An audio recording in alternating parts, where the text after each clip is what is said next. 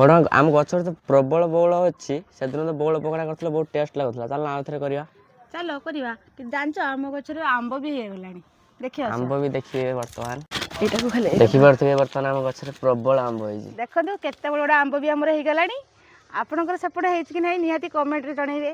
ଆମର ଦେଖ କେତେ ଆମ୍ବ ହେଇଗଲାଣି ଦେଖିପାରୁଥିବେ। ଏବେ ଆମେ ବଉଳର ଖାଲି ଅଗ ଗୁଡ଼ାକ ଟୁଙ୍କି ନେବା ଏମିତିକା। ବେଶୀ ଭାଙ୍ଗିବାନି କାହିଁକିନା ଆମ୍ବ ହବ, ସେଥିପାଇଁ ଛୋଟ ଛୋଟ ଖାଲି ସାଇଜିଆ ଦେଖିକି ଖାଲି ମୁଁ ଟୁଙ୍କିଛି। ଦେଖନ୍ତୁ ମୁଁ ସବୁ ବଉଳ ଟୁଙ୍କି ନେଇଛି। ଚାଲନ୍ତୁ କେମିତି କ'ଣ ବନେଇବା ଦେଖିବା। ବଡ଼ ଆମର ତ ଗୋଟେ ଆଇଟମ ହବ। ଏଠି ଦିଟା ବଉଳ କ'ଣ? ଗୋଟେ ଗ୍ରୀନ୍ ଦେଖାଯାଉଛି, ଗୋଟେ ୟେଲୋ ଦେଖାଯାଉଛି। ଆରେ ତମେ ପରା କହିଲ ପକୋଡ଼ା ଖାଇବ, ଏଇଟା ତମ ପାଇଁ ପକୋଡ଼ା, ଘର ଲୋକ ସମସ୍ତେ ଖାଇବ। କିନ୍ତୁ ବଡ଼ ବାପା ତ ଖାଇବେନି ନା, ସେଥିପାଇଁ ତାଙ୍କୁ ଡାଇବେଟିସ୍, ସେଥିପାଇଁ ତାଙ୍କ ପାଇଁ ଦୁଇଟା ବଡ଼ା କରିବା। ସେଥିପାଇଁ ତାକୁ ମୁଁ ଅଲରେଡ଼ି ସିଝେଇ ନେଇଛି। ସିଝା ହେଇଛି ନା? ହଁ, ସେଥିପାଇଁ ୟେଲୋ ୟେଲୋ ଦେଖାଯାଉଛି, ଇଏ ଗ୍ରୀନ୍ ଗ୍ରୀନ୍ ଦେଖାଯାଉଛି। ଆଉ ତାର ସାମଗ୍ରୀ ଦେଖୁନ, ଏଥିର କିଛି ନେଇଛି ଚାଉଳ ଚୁନା ଏଠି ନେଇଛି, ଆଉ ଆଳୁ କାଟି ନେଇଛି ଛୋଟ ଛୋଟ କରି, ଆଉ ବେସନ କିଛି ନେଇଛି, ଆଉ ଅଦା ରସୁଣ ପେଷ୍ଟ, ଆଉ ପିଆଜ ଛୋଟ ଛୋଟ କରି କାଟି ନେଇଛି ଦୁଇଟା। ଆମେ ଏଥିରେ ତାକୁ ବେଟରଟା ବନେଇ ନେବା। ଦେଖ ଚାଉଳ ଚୁନା ଆମେ କିଛି ଦେଇଦେଲେ, ଆଉ କିଛି ରଖିବା ବଡ଼ା ପାଇଁ, ଆଉ କିଛି ବେସନ ନେଲେ, ଆଉ ସେଥିରେ ଟିକେ ଅଳ୍ପ ଅଦା ରସୁଣ ପେଷ୍ଟ, ଆଉ କିଛି ଲୁଣ ସ୍ୱାଦ ଅନୁଯାୟୀ ଦେଖିକି ନେବେ। ତାପରେ ସେଥିରେ କିଛି ହଳଦୀ, ତା ସାଙ୍ଗକୁ ଅଳ୍ପ ଲଙ୍କାଗୁଣ୍ଡ, ତାକୁ ଏଥିରେ ଆମେ ମୁଁ ଜିରା ଗୁଣ୍ଡ ଆଉ ଧନିଆ ଗୁଣ୍ଡ ପକେଇ ନଥିଲି ତ, ସେଥିପାଇଁ ଏଠି ଜିରା ଗୁଣ୍ଡ ଆଗେ ପକେଇ ନେଇଛି, ତାପରେ ଧନିଆ ଗୁଣ୍ଡ ପକେଇ ନେଇଛି। ଆମେ ଏଥର ତାପରେ ତାକୁ ଗୋଳେଇ ନେବା ପାଣି ନେଇକି।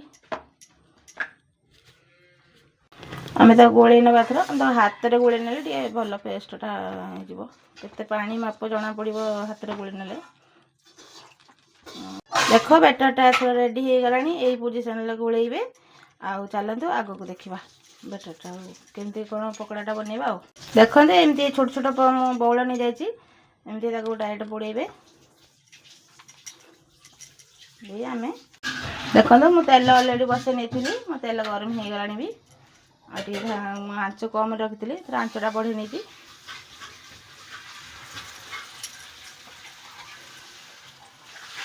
ପକୋଡ଼ାଟା ହେଇଗଲାଣି। ଏଥର ଆମେ ତାକୁ ଗୋଟେ ଜାଗାକୁ କାଢ଼ି ନେବା।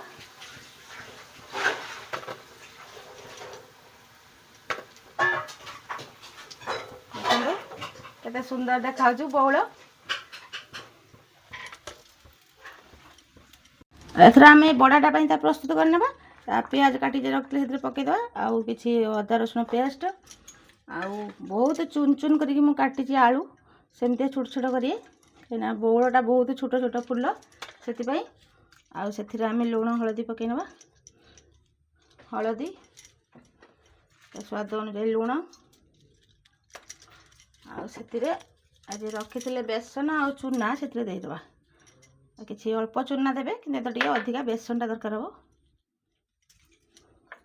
ଏଥର ଆମେ ତାକୁ ଗୋଳେଇ ନେବା, ତାକୁ ହାତରେ ଗୋଳେଇ ନେବା। ଆଉ ତାଥିରେ ପାଣି ଅଳ୍ପ ଅଳ୍ପ ଦେବା, ବେଶୀ ଏଟା ତ ପାଣିଆ କରାଯିବନି। ଏଥର ଆମର ଗୁଳା ସରିଗଲାଣି। ଦେଖନ୍ତୁ ଏମିତି ଭଳିଆ କରିବେ, ବେଶୀ ଭଳିଆ କରିବେନି, ଏମିତି ଛୋଟ ଛୋଟ କରିବେ। ମୁଁ ଏବେ ପ୍ୟାନ୍ଟା ବସେଇ ନେଇଥିଲି, ତାକୁ ଟିକେ ହାଇ କରିଦିଏ। ସେଇ ପ୍ୟାନ୍ରେ ମୁଁ ତେଲଟା ଗଡ଼େଇ ନେଇଛି, ଅଳ୍ପ ଟିକେ ରଖିଛି।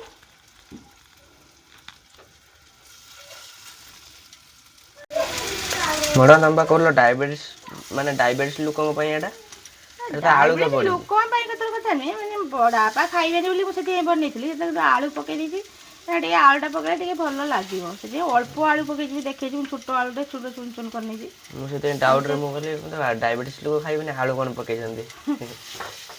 ନା ସେତେ ମୁଁ ଇଏ କରିନାହିଁ, ଅଳ୍ପ ଟିକେ ନେଇଛି। ତଥାପି ପକେଇବା କଥା ନୁହଁ, କିନ୍ତୁ ଟିକେ ପକେଇ ନେଇଛି। ଆଉ ଦେଖ କେତେ ଅଳ୍ପ ତେଲରେ ଏଇଟା ହେଇଗଲା। ସେଟା ତ ତେଲରେ ଛାଣିବାକୁ ପଡ଼ୁଛି ନା, ଏଇଟା ଅଳ୍ପ କେତେ ସୁନ୍ଦର, ଅଳ୍ପ ପକେଇଥିଲି 2 ଚାମଚ ଖଣ୍ଡେ ତେଲ। କେତେ ସୁନ୍ଦର ହେଇଗଲା।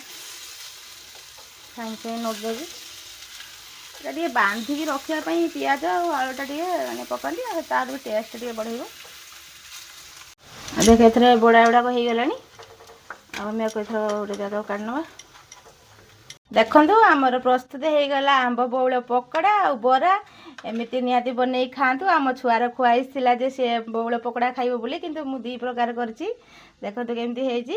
ଭଲ ଲାଗୁଥିଲେ ନିହାତି ଲାଇକ୍ କରିବେ, କମେଣ୍ଟ କରିବେ, ସେୟାର କରିବେ ଆଉ ମୋ ଚ୍ୟାନେଲକୁ ଆଗକୁ ଦେଖିବା ପାଇଁ ନିହାତି ସବସ୍କ୍ରାଇବ୍ କରିବେ। ଜୟ ଜଗନ୍ନାଥ।